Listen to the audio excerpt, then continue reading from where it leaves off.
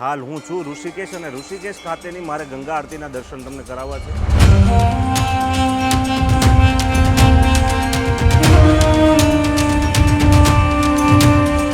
અને બસ મારા કહેવાય ને રાષ્ટ્રની દીકરી, મારા હિન્દુઓની દીકરીઓ ગંગા અને જમના મારી સાથે છે અને તેમના માનસપટની ઉપર આપણા સનાતન ધર્મ વિશે શું એના મગજમાં છે, કેવી રીતે એના મા બાપના એના સંસ્કારો છે, એ પણ આપણને એક એની દિવ્ય ઝાંકી થાય.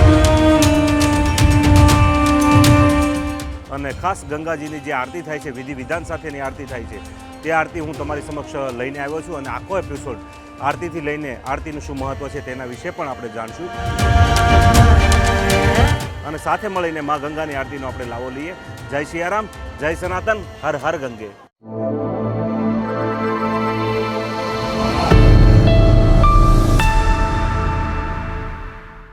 નમસ્કાર મિત્રો, હું છું આપનો પ્રકાશ ભુવા. મારી ચેનલમાં ફરી એક વખત આપનું હાર્દિક સ્વાગત કરું છું અને હાલ હું છું ઋષિકેશ અને ઋષિકેશ ખાતેની મારે ગંગા આરતીના દર્શન તમને કરાવવા છે.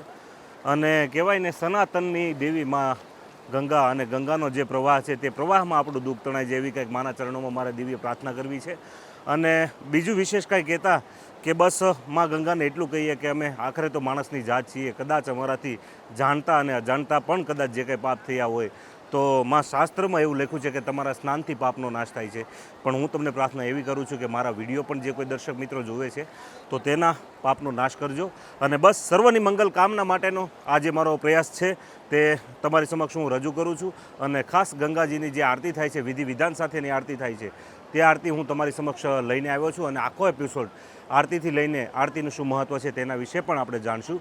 તો બની રહેજો મિત્રો, સાથે મળીને ઋષિકેશના ગંગા તટ ઉપર તમારું બધાનું હાર્દિક સ્વાગત કરું છું અને સાથે મળીને મા ગંગાની આરતીનો આપણે લાવો લઈએ. જય સિયારામ, જય સનાતન, હર હર ગંગે.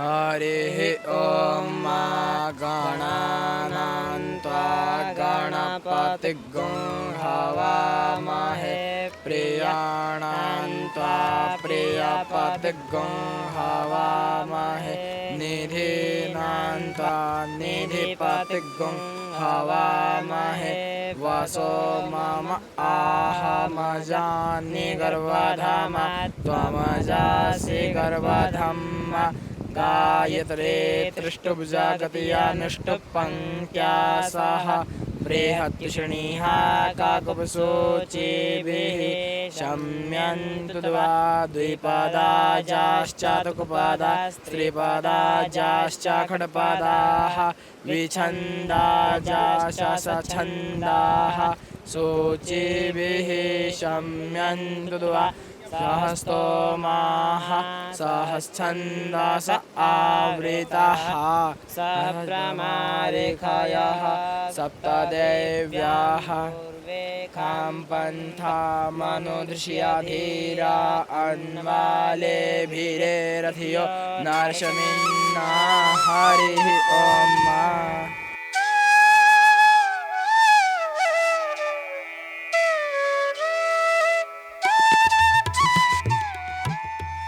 તો મિત્રો, આ ગંગાનો જેવી રીતનો પવિત્ર પ્રવાહ છે એવી રીતે અહીંયા સહેલાણીઓની કહેવાય ને કે ભાઈ હાજરી ખૂબ મોટી સંખ્યામાં છે. અને ખાસ કરીને આપણો ગુજરાતી પરિવાર જ્યારે અમને મળ્યો, જો કે વસુદેવ કુટુંબકમની ભાવના આપણો કાળિયો ઠાકર આપણને એટલા માટે દઈ ગયો કે આ પૃથ્વી છે, આખું સૃષ્ટિ આપણું પરિવાર છે.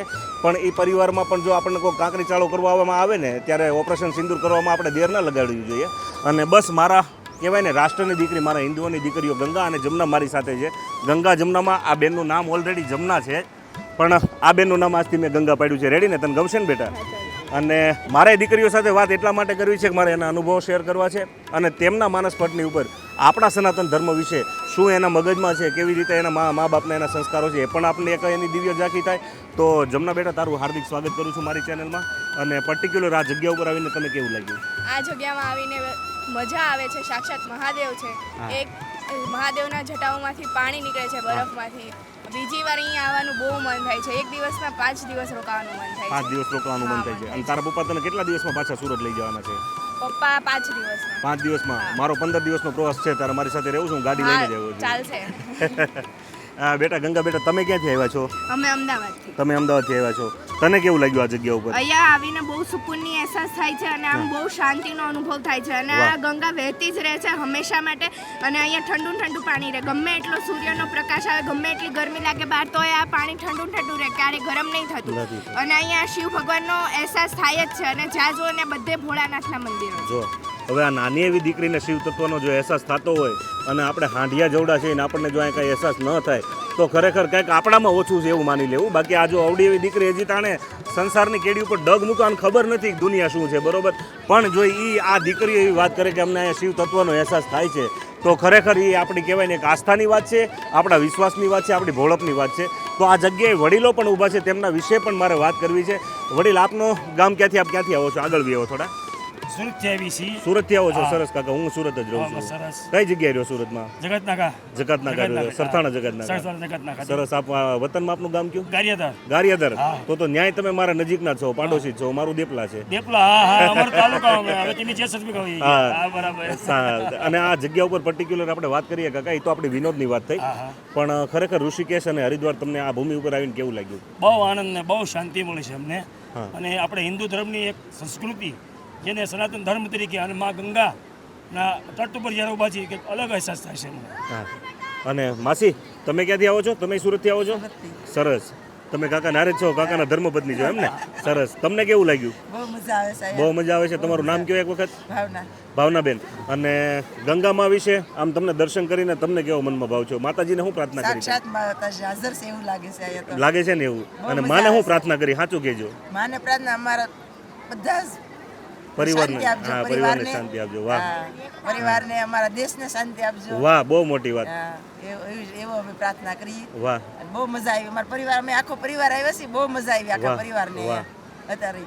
જો આ આપણી ભારત વર્ષની માવડી એમ કહે છે કે મારા દેશવાસીઓને બધાને શાંતિ આપજો. આ એક આપણી કહેવાય ને સનાતનની માત કહીએ કે આવું. અને ખરેખર મિત્રો અહીંયા આવો ને એટલે તમારો વ્યક્તિગત સ્વાર્થ બધો તમારો ભૂલાઈ જતો હોય અને સંસ્કૃતિ સભર વાત જે કંઈ હોય તે આપણા મગજમાં આવતી હોય અને આપણા ઝહેનમાં આવતી હોય અને આપણા વર્તનમાં આવતી હોય. આ જગ્યા ઉપર આવીને કાલે હું બડા અખાડાની પરિષદમાં જે મહંતને મળ્યો અને એણે વાત કરી કે પ્રકાશભાઈ, ક્યાંક ને ક્યાંક અમને દુઃખ સાધુઓને ત્યારે એવું થાય કે તમે લોકો અહીંયા આવીને ગંગામાં જો કચરો ફેલાવો છો અને અહીંની કોઈ જાળવણી નથી કરતા, તો આપણી મા ઉપર કોઈક પાન ખાઈને થૂકે અથવા તો એના દામનમાં ડાઘ લાગે તો તમને કેવું દુઃખ થાય? તો આપણી માં નથી? તો ગંગાની અવેરનેસ માટે પણ ક્યાંક ને ક્યાંક મારે તમારે પણ કાંઈક એના પ્રયત્નો હોવા જોઈએ. વધારે કાંઈ ન કરીએ તો કાંઈ નહીં, આપણે આ પ્લાસ્ટિક રહિત બનાવીએ, જ્યાં ત્યાં પાન માવા ખાઈને આપણી પિચકારીઓ ન જાય. બસ એવી ક્યાંક આપણે માતાજીના એક કહેવાય ને કે એવી શરૂઆત કરીએ ને તો પણ બહુ મોટી વાત છે. બસ તો આ ફેમિલી સાથે અમને મળીને ખૂબ આનંદ થયો અને સાથે મળીને હવે આપણે ગંગાજીના દર્શન કરીએ અને આરતી માણીએ. જય સિયારામ. હર હર ગંગે. હર હર ગંગે.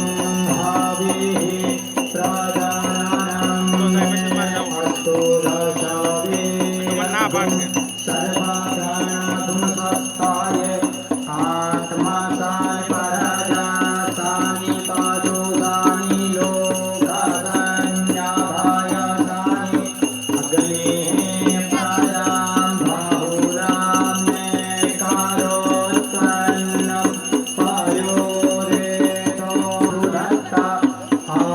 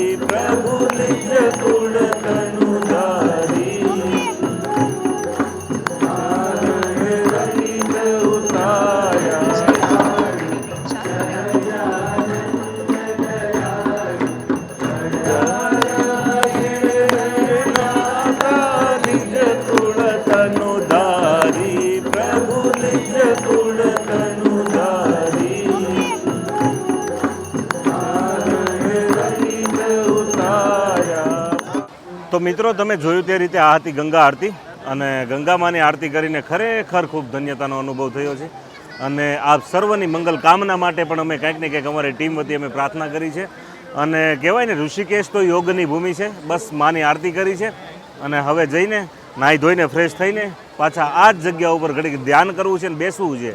બસ એ ઈચ્છા છે એક મનમાં અને બસ તમારા સર્વની મંગલ કામના માટેની એક પ્રાર્થના કરી છે માતાજીના ચરણોમાં. અને આપ પણ હર હર ગંગે એવું કમેન્ટમાં લખીને માતાજીને શ્રદ્ધાનું પુષ્પ અર્પણ કરશો એવી આશા રાખું છું.